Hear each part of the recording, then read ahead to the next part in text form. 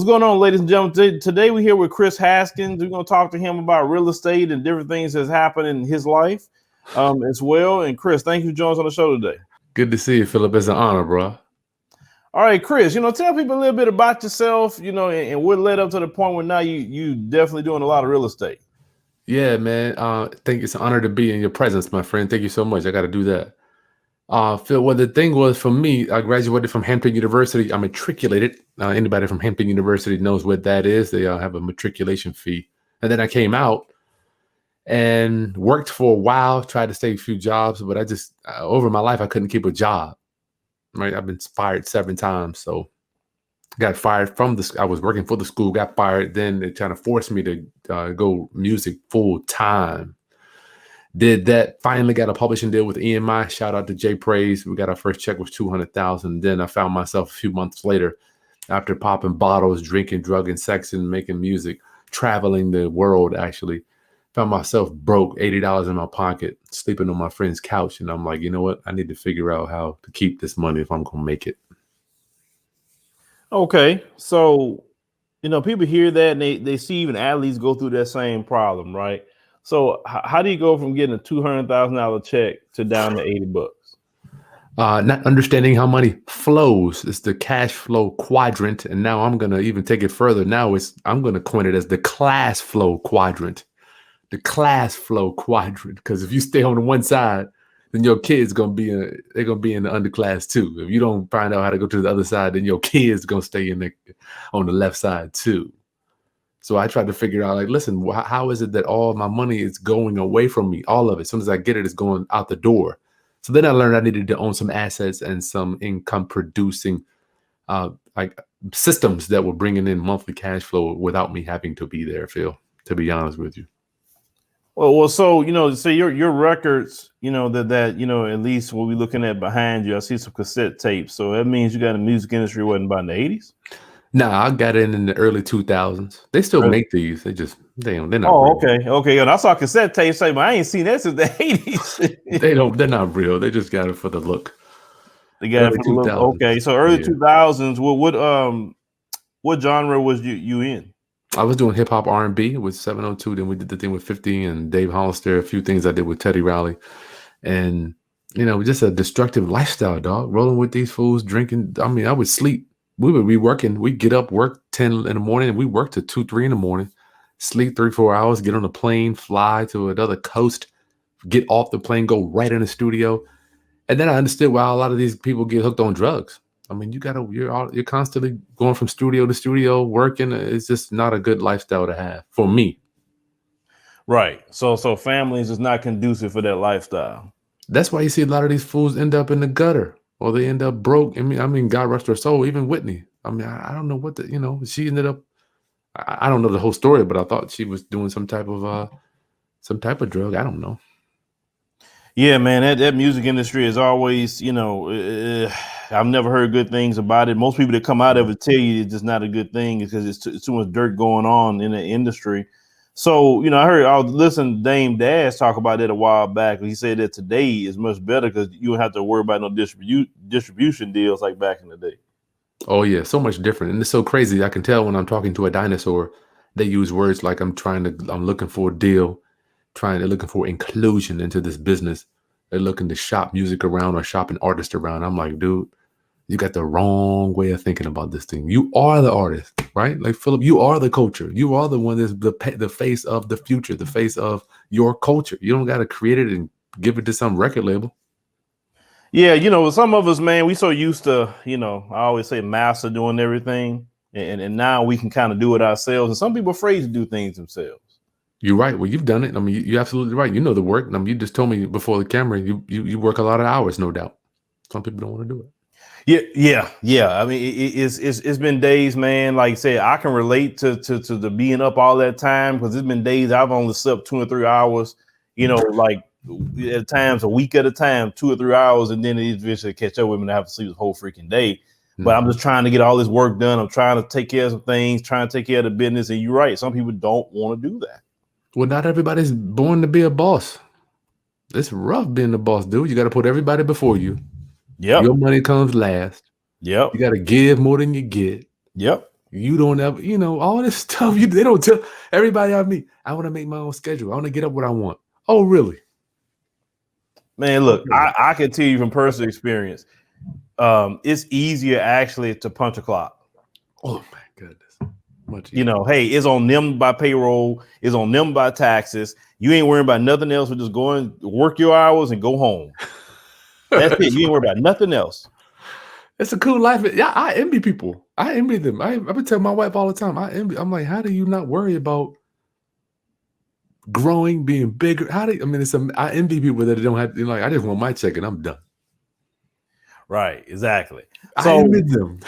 So people like I said, a lot of people talk it, but like I say, it's definitely not an easy walk to try to do things on your own. So. When you transition out of, are you still actively? Have you just transitioned completely out of music, or you still dabble with here and there? I'm done. I got some tracks that I use I support artists and stuff, but I'm done. No more in the studio. You just can't. Bosses can't be in the studio all day. We acquire assets now. I can't do it. I bet. I mean, shoot, that music industry now, it's just crazy that you see people that when I'm not mistaken, a lot of things changed. The Soulja Boy came in, right? Soulja Boy and what does it do? Cash Money, them dudes. I mean, they just had deals that they wrote all the rules. Those type of deals were paramount for people that look like us, as opposed to going and begging. And Master P too. Master P, these dudes, they wrote their own ticket.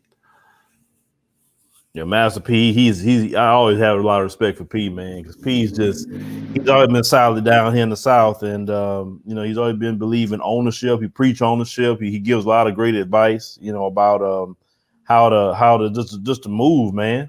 Because certain times you just need to hear brothers talking the way P talking, especially when you want to get to a certain level. So let me ask you a question: how did you get involved with real estate? So I went broke. $80 on my man's couch. I remember it like it was yesterday. Christmas Eve, somebody broke into my Honda Accord. I'm like, damn, I don't even have the money to. So that's when I'm like, I need to learn how this money works, because I made it, then lost it. And I think a lot of us kind of go down that path, making it, you think you're always going to have it. So some guys were like, Kris, then I had another publishing check come. Those publishing checks come, they're like 100, bam, this show up. It's amazing. So I took some of my capital. So I knew some guys, my cousin and another friend of mine were flipping houses. I'm like, look, man, I got a little bit of capital and my credit's good. How about I get the loan and then I'll help put up some money for the deal. They did everything. I was a silent guy. And after that, we flipped one house in Jersey, made $50,000, did another one in Chicago, made $25,000. And after that, I'm like, I can make $75,000 in 3 months and not do anything. They sign me up. But that wasn't real though. At that time, it was, the market was going up, so it wasn't necessarily a true market. But still, you can't do very well in real estate without knowing all the ropes. All right, I've heard people flipping houses like that. Is it like more programs that people can get involved with to be silent like that, or you just knew the right people? Yeah, just had friends of mine were doing that. Yeah. Okay, so what do you tell somebody who's beginning? They say, man, I want to get involved in real estate. And I know there's a lot of money in it, but I got maybe a little money to play with. What would you tell them? Yeah, man, they need to go partner up with somebody. That's what I did. Because you have to learn this stuff. I mean, how many tens of thousands of dollars have I lost on deals that I just didn't know what I didn't know? So if you partner up with somebody like a Kris Haskins or whoever in your local market, hey, you got a few dollars, let's do this together. I love partnerships. Partner up with somebody. So let's say they want to partner up with a Kris Haskins. They say, okay, Kris, I'm gonna go to KrisHaskins.com. To get what I'm gonna get from that. Well, here's the thing. I'm not necessarily with a Kris Haskins. So I'm like, if you have somebody in your local market, bring something to the table to these people. I remember my mentor, I tried to treat him to lunch before he passed away. R.I.P. Lonnie Scruggs. I try to at least pay for his breakfast, So if these people that you're around, treat them to lunch, take them to lunch. Everybody has to eat. So I say first step in getting a mentor, give. Find a way you can give to them. People call me all day, Kris, I need this, I need that, I need this. I'm like, you're either going to pay for a consultation or what can we do? How can we be mutually beneficial? So that's the first thing. What can you do to give to these people? Now, so you special. So if a person buys a home, now this is interesting. So are you specialize in Section 8? Yeah, man, I got a whole bunch of them. And matter of fact, we created a course. I was going to give your viewers a link where they want to get it. Mm-hmm. It's the Landlord's Guide to Section 8 Housing, man. My thing is, people hurting. Landlords in New York, they have a saying, live free for 3. Then you can't even evict anybody in New York until next year, my friend. Wow. So you were saying if they had Section 8, they wouldn't have to worry about getting paid. They're good. Third of the month, bam, bam. We just paid off one of the houses last week from Section 8. You got to manage these people. There's a whole system. But yeah, man, the government, why not, Phillip? Like I always said, partner with the biggest, baddest business in the land, the United States government. They're printing money. So why are you going to get out here and try to break your back, try to get a tenant with a private pay? You don't know if they're going to lose their job. They might lose their spouse. They might get sick. They might get a job transfer. So many variables. And you got a mortgage over here looking crazy. They don't pay. How many times at the 30th of the month, Phil, I couldn't sleep? Who's not going to pay rent?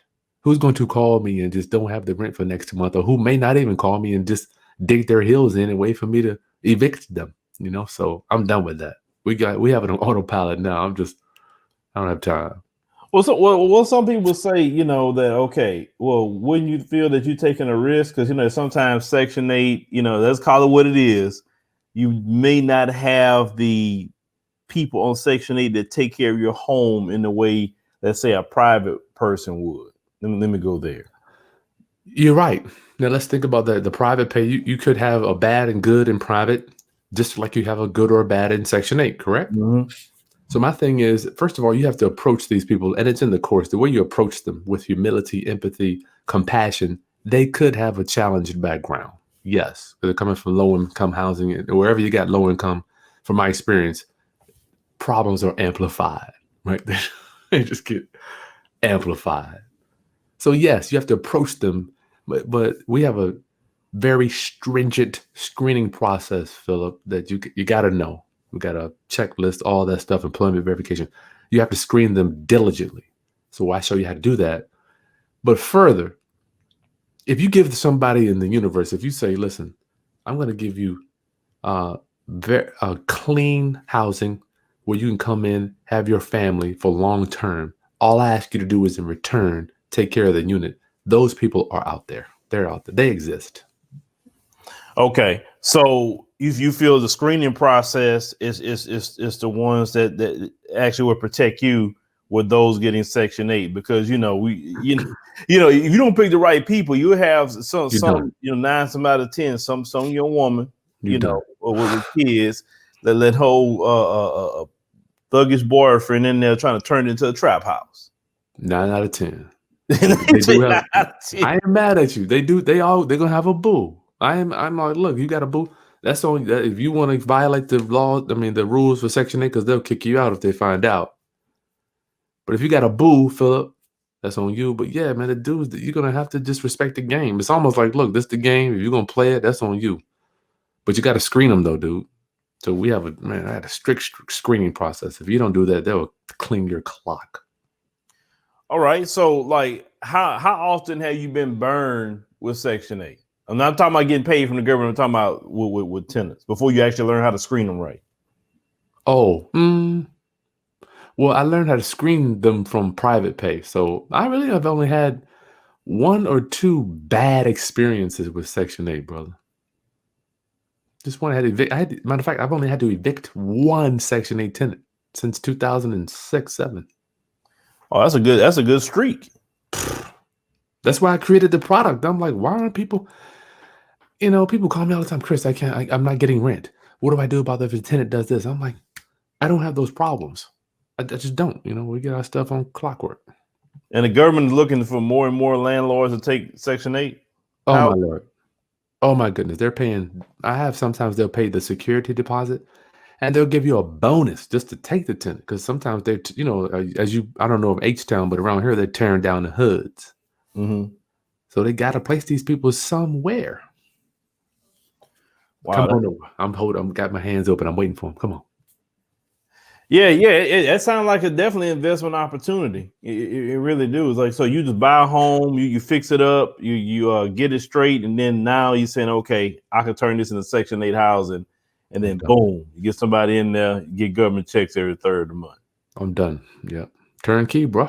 Now, do you set the price of the rent, or how does that work with Section 8? Because I know like it's considered low income, but like if just throw out a number. So if your place is $1,000 a month, but they only require them to pay or whatever percentage the government just paid you in other words, you get your whole $1,000, but it's just made up mostly from the government. Is that how it works? Yeah, generally speaking, let's say it's $1,000 a tenant. Let's say they'll pay anywhere from $100 to $300. And the thing is, here's the thing. Think about the mentality, Phillip. I would rather have a tenant say they didn't pay. At least I'm getting the majority of the rent from the government, right? As opposed to a private pay, they don't pay. I don't get any money and I got to evict them. You know, I'm like, I can deal with getting 70, 80% of the rent, then trying to work on that other 20 if I have to. But even if they lose their job, then the government pays all the rent, you know?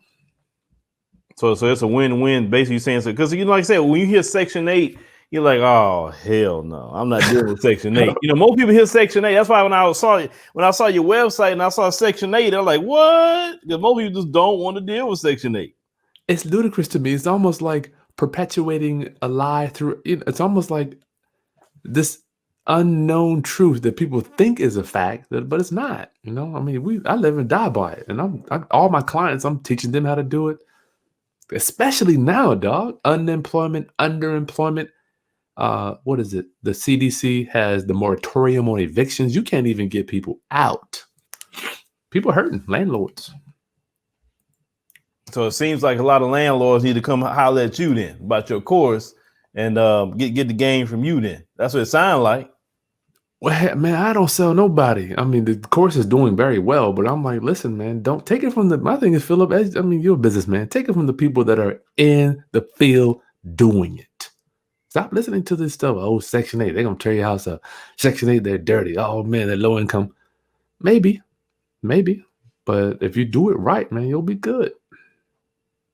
All right, so for any landlords, Kris, that could be even watching right now, they say, man, I got some property and shoot, I want to get involved with that Section 8. How can they get in touch with you about that? What they want to, it's a course, it's 42 modules. We walk you step by step how to locate these tenants, how to screen them, what do we do pre-inspection? Because you have to go through the inspection process from the city, from the local government inspectors. And then how do you get them moved in? So on section8money.com, section8money.com, that's where that course is. But yeah, that I would say start there. If you're worried about getting your rent from here and beyond during this COVID time, the government is printing money, brother. They're printing it. Okay, so you need to go to that, those of you who could be landlords just watching, or those who are even thinking about it. Because some of you like, man, I'm thinking about buying houses. I want to rent houses. Well, his brother said get guaranteed money, because private, as he can say, you may get it, you may not, and you can't evict people out your place right now. So you cannot. That in itself, it makes you think, because hey, at the end of the month, if you're still paying a mortgage on that house, the bank will still look at you and say, hey, what's up with that mortgage? You know what I'm saying? And that is a legitimate issue. Big time now, especially with the COVID thing. I mean, I got landlords, man. I promise you, calling me every day. What do I do? What do I do? How do I do? What do I do? I'm like, look, come on. So yeah, I'm kind of candid with it now because I'm tired of trying to beat people over the head. I'm like, look, I'm just gonna go to the bank. I'm done. Exactly. So make sure you go to their website, contact, get the course, read it, go through it, and apply it. Like I said, we try to bring good information over here, and Kris, we definitely, thank you for, coming by and letting people know about this, because hell, I didn't even know. I mean, I knew about Section 8, but I didn't know how it could really, benefit a landlord. Because like you said, all we heard was, man, the people go in there and tear your house up, Section 8. And that's the last thing you want, the Section 8. Yeah, we laughing to the bank. Yeah, I promise you, people, Phillip, I get calls every day. I'm a coach. I coach real estate. And then I say, just Section 8. And they're like, I'm like, I have to kind of I got to tone it down, because I'm like, dude, I'm chilling. You the one calling me. You calling me. Exactly. It's just like people that take Medicaid. Some people don't want to take that. I ain't taking no Medicaid. Well, people that's taking Medicaid getting paid too. You're right about that. Might be a few bumps in the road, but they get paid though. Exactly. So, ladies and gentlemen, make sure we'll put the link at the pinned comment, and that way you can, contact, get involved with, and also, like I said, we put the KrisHaskins.com as well in the pinned comment, and on their website, they can just send you a message if they'd like to as well. You got any questions? Yep. All right. So make sure you contact Brother Kris. He got you taken care of. Anybody who's landlord or whoever thinking about it. Cool. All right, Kris. Thanks for joining us, brother.